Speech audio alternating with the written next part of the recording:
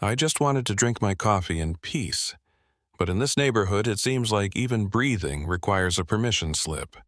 One wrong move, and suddenly, you're the villain in your own home. She thought she was in control, but she had no idea she was digging her own grave. Now, sit back and watch karma go full speedrun mode. All right, let me break it down for you so you can fully appreciate how ridiculous this situation is. My name is Marcus Blackwell. I'm 32, and a few weeks ago, I finally bought my own house. Now, when my realtor described the neighborhood as quiet and respectable, I should have known that was code for "we don't like surprises around here." And by surprises, I mean people like me moving in. But I worked hard for this. I'm in tech, just got promoted, and after years of apartment life with neighbors who thought 2 a.m. was a great time to rearrange their furniture, I was ready for some peace. And for the first few days, no problems. Then came this morning, and that's when I met Karen. Karen mode. Activated. Let me paint a picture of this woman real quick.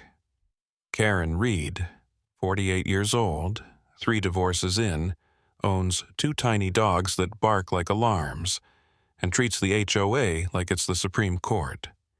She's got the signature short, spiky blonde hair, the ever-present live, laugh, love energy, and that resting face that says she absolutely demands to speak to the manager.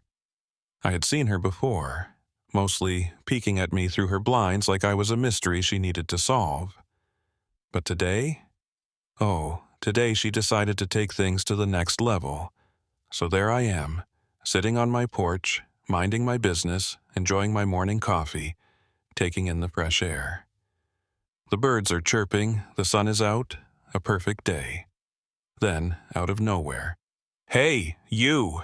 I look up, and there she is, standing at the edge of my yard like she just discovered an unauthorized alien landing. "What are you doing here?" I stare at her for a second, trying to figure out if she's talking to me or just having a moment. Drinking coffee?" She narrows her eyes like she just caught me committing a major crime, like existing in my own front yard. "No, I mean, what are you doing in this neighborhood?" Oh, we're jumping straight into that conversation, huh? No warm-up, no small talk, just straight to "you don't belong here" energy.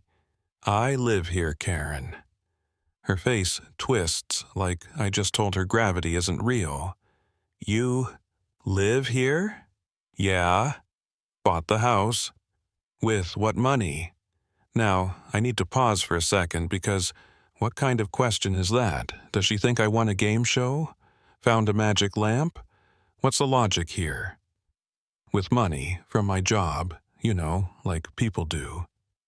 Karen looks at me like I just told her the sky is actually green. That doesn't seem possible. Oh, I see how it is. Me, owning property. Unfathomable. Well, it is. Because, careers exist. You should look into one. Her eye twitches. I can feel the Karen energy reaching critical mass. And then she pulls out her phone. Now, I don't know if Karen has 911 on speed dial, but I'm pretty sure she's used it more than a normal person should. "I'm calling the authorities." Oh, for the love of... Karen, seriously? Calling the cops because I'm sitting on my own porch? I don't believe you actually live here. You don't look like you belong in this neighborhood. Wow, she really went there. "Karen, you're really out here making assumptions before you even finished your morning yoga? Impressive." "I am not making assumptions," she snaps. "I'm just looking out for the community." Ah, yes. The classic, I'm not judging, I'm just deeply concerned for safety defense. She actually starts dialing.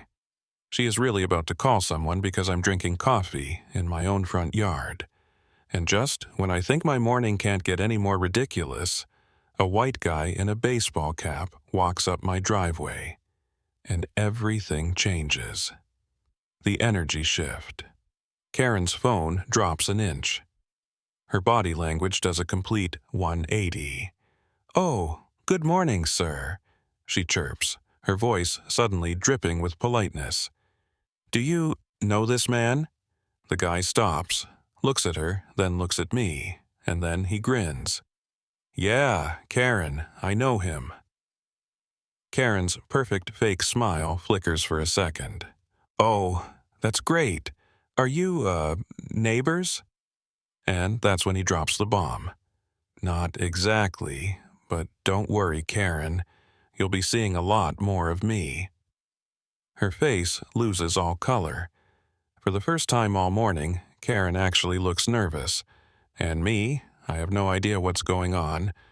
But one thing's for sure, this just got really interesting. So there I am, sitting on my porch, coffee still warm in my hands, while Karen's entire existence is buffering right in front of me. She looks from me to the white guy in the baseball cap, back to me, and then back to him again, like her brain is desperately trying to process what's happening, but the system update is taking too long. Now, let's talk about this guy for a second. He's got that whole former military, now corporate big shot vibe. The confident walk, the firm handshake energy, the whole, I could probably fire you with a smile kind of presence. But unlike the usual suburban watchdog types I've seen around here, this guy is actually enjoying the chaos. And Karen? Karen is in a freefall. Her voice, which 5 minutes ago was full of righteous indignation, has now completely switched gears. "Oh, you know him?" she stammers, her voice suddenly sweet like she's trying to smooth out a situation she has no control over. The guy just grins, clearly savoring the moment. "Yeah, Karen, I know him." Then he turns to me. "Marcus, my man, you excited for Monday?" I nearly choke on my coffee. Monday? What's happening on Monday? Karen's expression glitches like an old computer struggling to load a web page. "Excuse me? Monday? What do you mean?" The guy lets out a small chuckle, takes off his cap, straightens his jacket, and looks like he's about to deliver the plot twist of the year. "Oh, my bad. Let me introduce myself properly." He extends his hand toward me first. "Trevor Wilkinson, new VP of Operations." And then he turns to Karen with the most satisfied smile I have ever seen, which means, "I'm your new boss." The moment karma collects its debt. Ladies and gentlemen, this is the exact second Karen's soul leaves her body. She freezes. Her pupils shrink to the size of raisins. For a split second, I swear I can hear the Windows error sound playing in her head.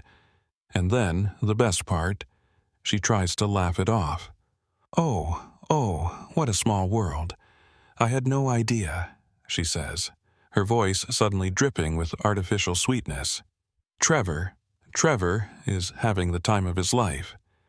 "Yeah," he says, with a smirk so wide it could be trademarked. "Small world indeed." I swear I hear a gospel choir in the distance. Karen. Panic mode. Activated. Karen immediately goes into damage control mode.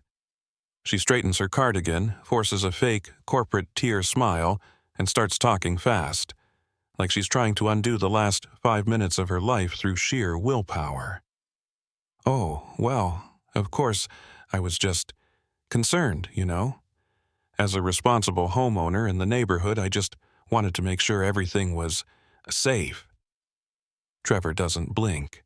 "Safe?" he echoes. "For Marcus?" Karen realizes she just dug herself into an even deeper hole. "Oh, no, of course not. I was just, being proactive, making sure no one was loitering." Oh, my word. This woman just called me a loiterer, while I'm standing in my own front yard. Trevor looks at me, and I can tell he is thoroughly entertained. "Marcus, are you loitering?" I take a dramatic sip of my coffee. Apparently, in my own driveway. Trevor bursts out laughing. like full-on, hands on knees, trying to catch his breath, kind of laughing. Karen? She looks like she just swallowed a lemon whole. And then Trevor drops the final nuke. Hey Karen, before I forget, our first management meeting is Monday at 8 a.m. Make sure you're there. Karen nods so fast she looks like a bobblehead. Oh, absolutely. I'll be there bright and early. Great, Trevor grins. We'll be discussing workplace conduct. Boom. I don't think I've ever seen a person deflate in real time before, but Karen looks like a human balloon that just popped. End scene. Trevor gives me a nod, like, enjoy your weekend, my guy, and casually strolls back down the driveway, leaving Karen standing there looking like she just witnessed the end of her career. Me? I take one slow, satisfying sip of my coffee. Nice chat, Karen. She doesn't respond. She just power walks back to her house like her life depends on it. And that's how I, a guy just trying to enjoy his Saturday, watched my overly nosy neighbor accidentally snitch on herself to her own boss. And trust me, this story is far from over. What would you do in Marcus's place? Would you have handled it the same way, or would you have confronted Karen differently? Have you, or someone you know, ever experienced something similar? Drop your thoughts in the comments. Let's talk about it. And, hey, if you enjoyed this story, hit that like button and share it with your friends. The more we talk about these issues, the more awareness we create. This story isn't just entertainment. It's about shedding light on real problems, making people think, and hopefully making the world a better place, one conversation at a time. Your voice matters. Let's keep the discussion going.